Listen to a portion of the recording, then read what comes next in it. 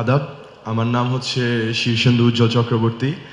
আমার প্রশ্নটা হচ্ছে যে প্রিভিয়াসলি একজন বলেছেন যে আপনারা একটি ইসলামিক বেসড পলিটিক্যাল পার্টি।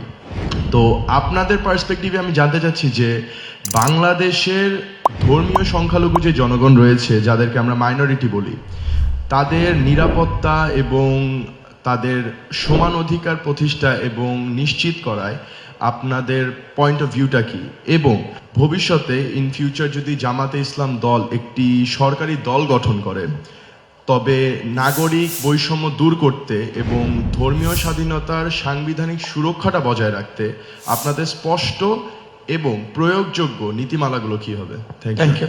উনি একটা কনসার্ন এক্সপ্রেস করেছেন যে বাংলাদেশে মুসলমানরা হলো সংখ্যায় মেজরিটি, যদি আমরা ধর্মের দিক থেকে বিবেচনায় নেই। এখানে আরও অন্যান্য ধর্মের লোকেরা আছে যাদেরকে উনি বলেছেন যে বলা হয় মাইনরিটি। প্রথম কথা হলো আমরা কোনো মেজরিটি মাইনরিটি স্বীকার করি না। আমরা বলি যে under our proud constitution every citizen who borns here and who lives here everyone will enjoy equal rights. ধর্মের ভিত্তিতে রাইটস নির্ধারণ হবে না, নাগরিকত্বের ভিত্তিতে রাইটস নির্ধারণ হবে, নাম্বার ওয়ান। নাম্বার টু হচ্ছে এই মেজরিটি মাইনরিটিটা আসছে কোত্থেকে, এটা কিন্তু উন্নত বিশ্বে নাই।